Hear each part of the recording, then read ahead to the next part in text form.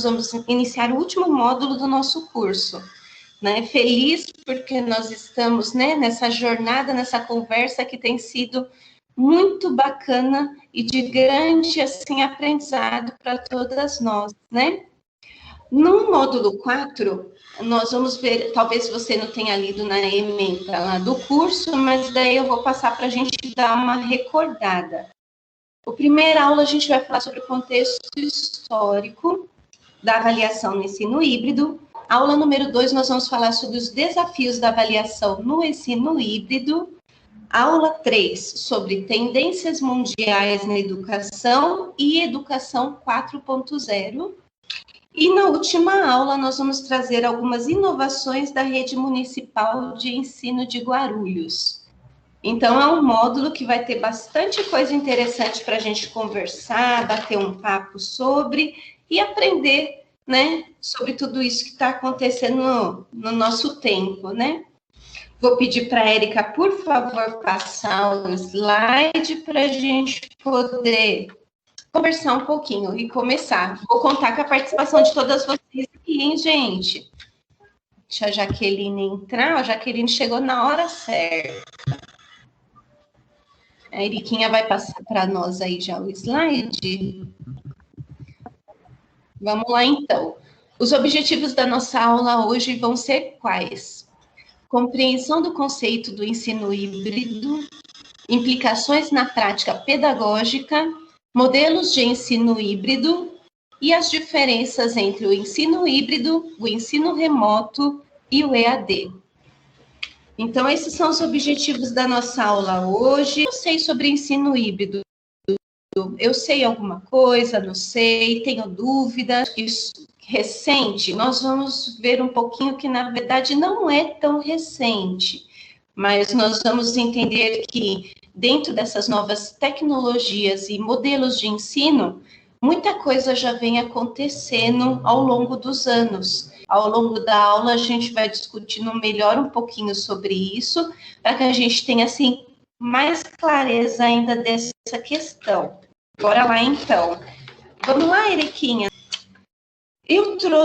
Antes da gente entrar um pouquinho assim mais a fundo, é preciso a gente trazer, que nem a gente está comentando, essa questão histórica. Como se deu esse processo, né? As coisas, elas realmente têm um início.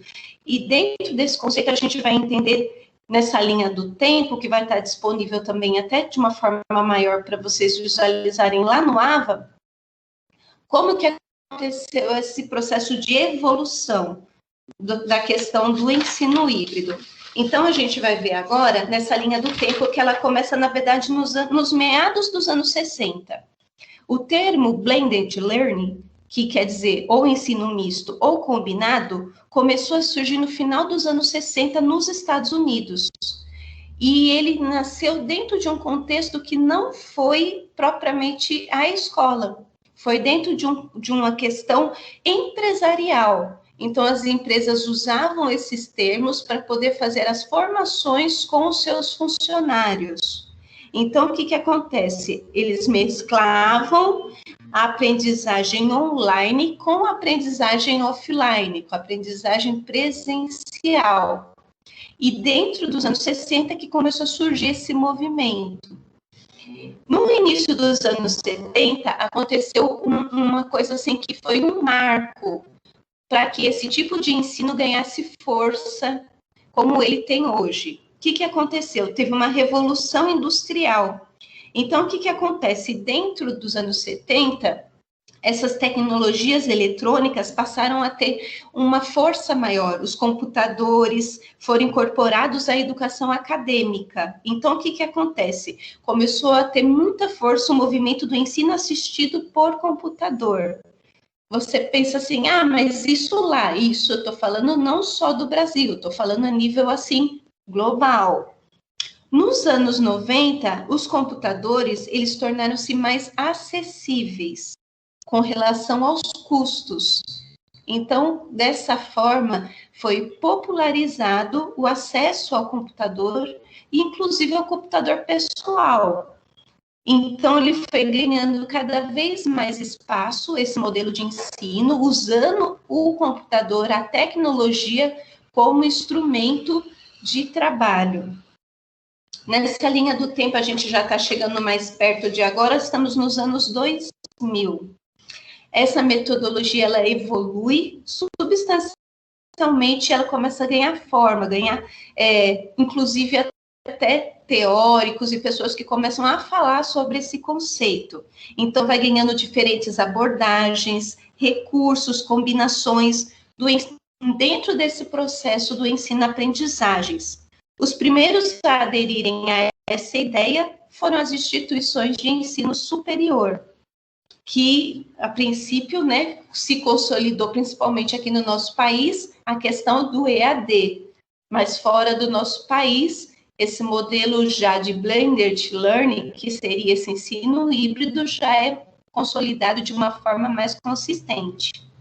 Tanto é que, por exemplo, esse mesmo sistema de ensino, eu estou concluindo, né, o mestrado, que é num outro país, e é nesse sistema de ensino do blended learning. Então, já tem muitos anos que lá já é feito dessa forma.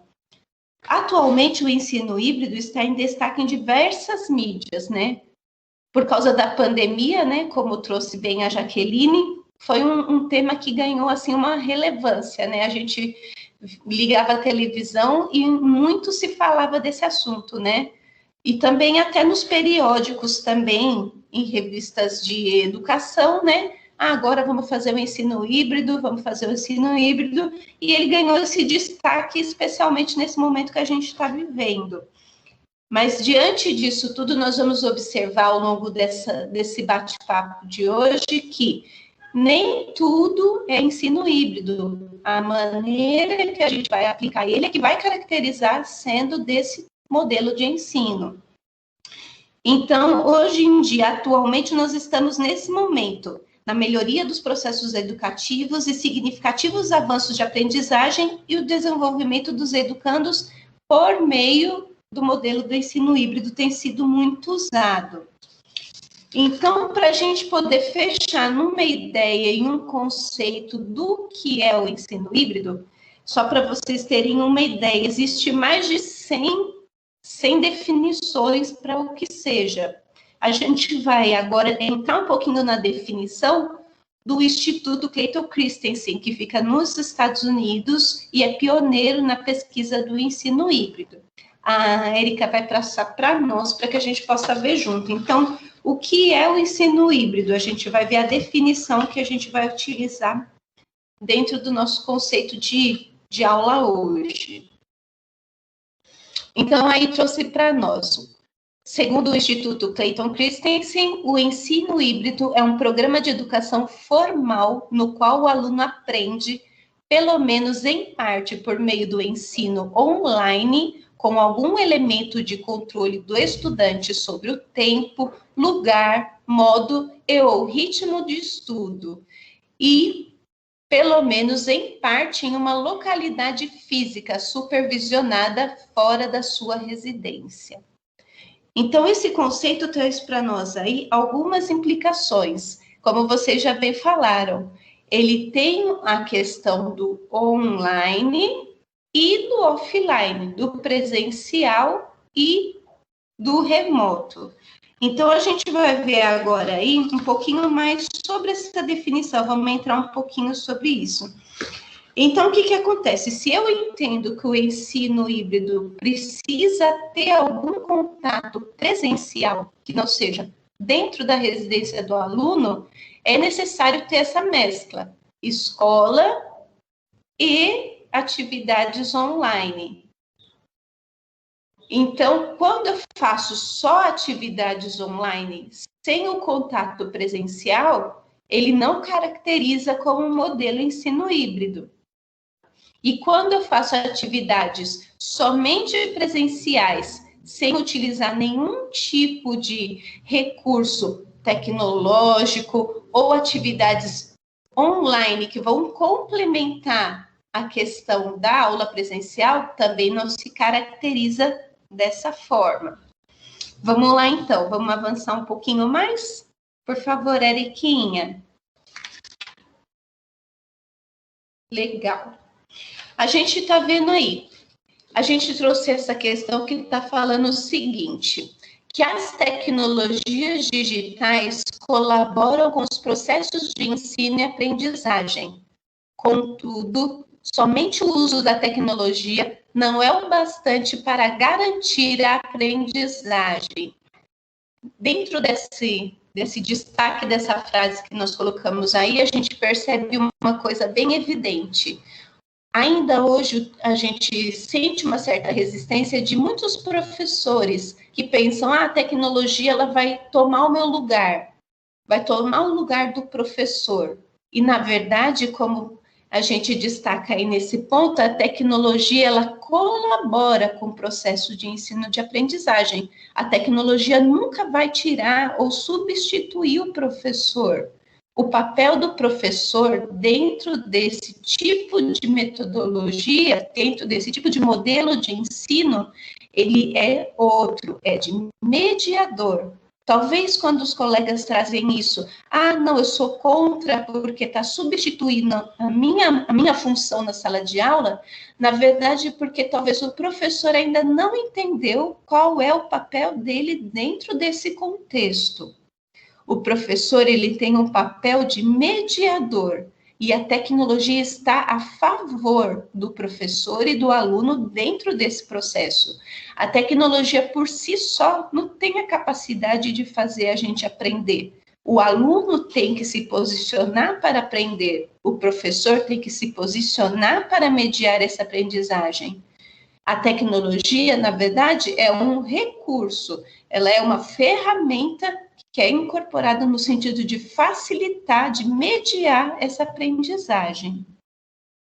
Vamos caminhar mais um pouquinho? Então, vamos lá. Por favor, Eriquinha.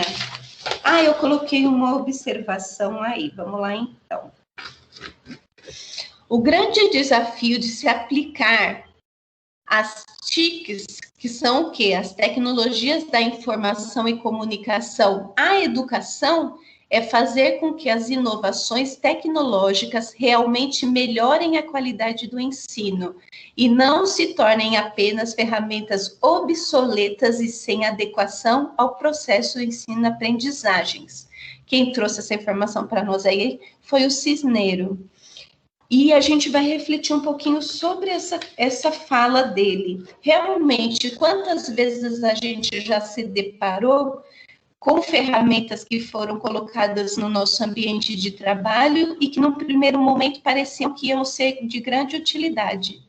E, de repente, a gente percebe que, com o passar dos dias, elas vão ficando, né, no cantinho, vão sendo esquecidas e acabam se tornando realmente obsoletas, né? Elas não são incorporadas ao processo de ensino-aprendizagem, por muitos motivos. Às vezes, porque as pessoas não sabem utilizar aquele recurso, às vezes porque falta, de repente, trouxe aquela ferramenta nova, mas de repente falta uma tomada para poder ligar aquela ferramenta, ou então falta uma formação para que a pessoa saiba utilizar aquilo, não como um adendo.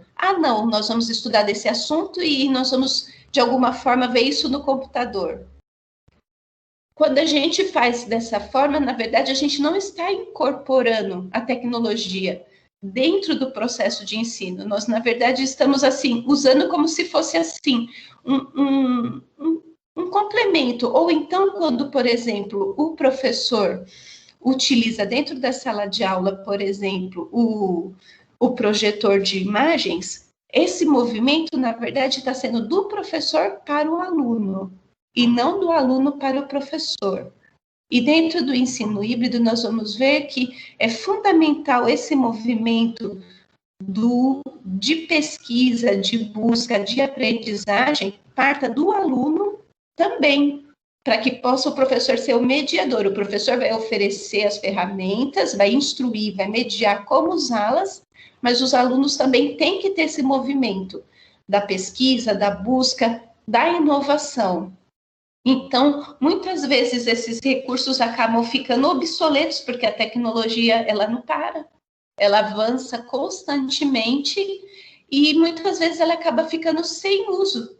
acaba ficando esquecido, porque realmente a gente acaba não sabendo como incorporar de uma forma assim consistente dentro do nosso planejamento, dentro da nossa maneira de ensino, e acaba, na verdade, despendendo tempo, dinheiro, recursos que acabam não sendo utilizados de uma maneira efetiva dentro desse processo ensino-aprendizado. Vamos caminhar mais um pouquinho, por favor? Eriquinha, por favor. Vamos. Legal. Então, dentro do conceito do ensino híbrido, a gente vê que o ensino híbrido concilia o uso da tecnologia digital com as interações presenciais, favorecendo a combinação do ensino online com o ensino presencial.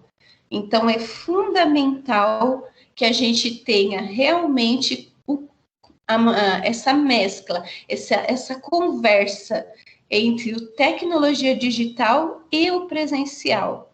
Então, o aluno precisa fazer o uso dessa tecnologia e precisa também, dentro do presencial, às vezes pode ser que o aluno não tenha em casa, às vezes a gente pensa assim, mas como que ele vai fazer o uso dessa tecnologia se ele não tem esse recurso disponível?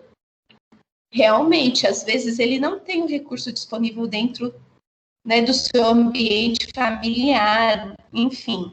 Mas nós podemos, de repente, fazer o uso dessa tecnologia dentro do ambiente escolar. E fora do ambiente escolar, por exemplo, ele não consegue acessar, ele não tem, a gente pode disponibilizar algum outro material que seja, né, não seja tecnológico, mas que vá complementar o uso daquela tecnologia que a gente disponibilizou para ele utilizar em sala de aula. Então, por exemplo, os alunos que de repente têm acesso à tecnologia, eu posso disponibilizar um conteúdo online para ele acessar e complementar o que foi trabalhado. Os que não têm, vão utilizar ali. Ou, de repente, a gente pode fazer uma mescla, como a gente vai ver mais para frente dentro dos modelos disponíveis. Vamos caminhar mais um pouquinho, por favor. Eriquinha, vamos lá. Uma educação voltada para o educando requer uma mudança de concepções teóricas e metodológicas. Então, essa parte desse slide que eu trouxe para vocês realmente vem reforçar a ideia do que a gente está conversando, né? Que para uma mudança de concepções teóricas e metodológicas, ela é necessária. Como a gente viu ao longo da história, nos outros módulos, a gente pode observar que a educação tradicional, inclusive na questão da avaliação, tinha uma postura diferente, não era uma postura voltada para o aprendizado do educando, e muitas vezes foi utilizada, como a gente bem viu, para questões até inclusive punitivas. Então, a gente vê que dentro desse novo contexto, onde o educando ele está no centro do processo de aprendizado, existe a necessidade dessa mudança das concepções teóricas. Concepções essas que vão vir de encontro com esse novo modelo de ensino, de compreensão a serviço de quem a educação está. A serviço do educando. Então, que coisas e que ferramentas e de que maneira esse educando vai ser cercado de possibilidades para que ele consiga efetivamente se apropriar desse aprendizado. Dentro dessa maneira de pensar, as concepções teóricas e as metodologias precisam ser ajustadas. Exige realmente uma postura nova do professor. Mas isso não é uma coisa, assim, ruim. Isso é um novo momento. Existe um novo momento, novas possibilidades. É verdade que a pandemia veio, como se diz, veio empurrar isso para nós de uma forma, assim, muito forte. Na verdade, a gente não teve escolha. A gente tem que mudar, em virtude do novo cenário que nós estamos vivendo. Na verdade, essa questão da pandemia, ela veio, na verdade, para... como que eu posso dizer? Ela veio para acelerar esse processo, que na verdade já estava acontecendo. Antes da pandemia, muitas escolas já trabalhavam dessa forma, inclusive na nossa cidade. Então, o que acontece? Diante da pandemia, a gente viu que era necessário uma mudança de postura e de entender o que é educação a serviço de quem, como eu vou alcançar esse aluno. Eu não estou mais com ele dentro da sala de aula. Como eu vou chegar até ele? E dentro da questão do ensino híbrido, está se tornando um caminho para a personalização do ensino e a incorporação de ferramentas tecnológicas no processo de aprendizagem. A questão da personalização do ensino muitas vezes traz uma certa angústia para nós. Talvez você não tenha ouvido ainda falar dessa questão, desse conceito da personalização do ensino, mas esse é a grande sacada, na verdade, do ensino híbrido, é a possibilidade da personalização do ensino. Porque com a questão da personalização do ensino, a gente vai conseguir observar que a assimilação do conteúdo ele vai se fazer muito mais presente para o aluno, né? Ele vai se tornar, como a gente sempre diz, um conteúdo significativo para o educando. Dentro dessas questões, nós vamos entrar um pouquinho e conversar agora sobre o que é, então, essa personalização do ensino proposta dentro do ensino híbrido. Por favor, Érica. Legal, então. A gente vai trazer agora uma fala aqui muito interessante da Lilian Bacchini, do Trevisani, e eles falam a respeito do que o processo de aprendizagem, ele é contínuo e mutável. Ele está sempre em mudanças. Não tem como a gente querer que o processo educativo ele fique estático, ou então ele seja cristalizado naquela maneira de fazer. A gente viu que ao longo dos anos, né, os processos de avaliação tiveram mudanças e hoje nós temos uma nova maneira de encará-lo. Da mesma forma, o processo de ensino-aprendizado também, ao longo dos anos, ele foi sofrendo muitas transformações até chegar aqui. E dentro desse conceito do ensino híbrido, a personalização, ela é uma marca. Então, o que é essa personalização? Personalizar não é traçar um plano de aprendizado para cada aluno, mas utilizar todas as ferramentas disponíveis para garantir que os estudantes tenham aprendido. Se um aluno aprende com o vídeo, outro pode aprender mais com a leitura e um terceiro com a resolução de um problema. E de uma forma mais completa, com todos esses recursos combinados. Essa fala, ela realmente traz para nós uma luz, porque muitas vezes nós pensamos assim, então eu vou ter que preparar 10 aulas diferentes. Na verdade, aqui, ele traz bem claro para nós que não é traçar 10 aulas diferentes. Na verdade, é, dentro daquela aula, disponibilizar ferramentas variadas, diversas, para que todos os alunos, de alguma forma, sejam alcançados com aquele conteúdo. Por exemplo, quando nós, dentro do curso, conversas sobre avaliações, disponibilizamos lá na atividade obrigatória, por exemplo, um fórum, nós estamos entendendo que as pessoas estão o quê? Tem pessoas que têm facilidade em expressar as ideias de forma escrita e, de repente, até aprendem mais quando leem a contribuição que os outros colegas postam ali. Quando a gente coloca também, por exemplo, um texto para ser lido, complemento à aula que foi dada, nós estamos entendendo também que tem pessoas que têm facilidade para compreender aquele conteúdo quando elas leem, elas gastam um tempo com a leitura, aquilo é mais fácil para ela compreender. Outras já aprendem com vídeos, então nós disponibilizamos em algumas tarefas obrigatórias assistir alguns vídeos sobre aquele tema. E de alguma forma, todos esses recursos combinados vão fazer o quê? Vão fazer com que aquelas aprendizagens sejam consolidadas por todo o grupo, porque cada um aprende de um jeito. É lógico que cada um tem uma habilidade diferente, mas quando nós entendemos que dentro da nossa sala de aula também é dessa forma, então eu não vou precisar preparar 4, 5 aulas diferentes. Na verdade, eu vou utilizar recursos diferentes para chegar ao meu objetivo, que é aquela assimilação daquela aprendizagem. Dentro desse conceito, nós vamos avançar um pouquinho mais. Vamos lá, Érica, por favor? Legal.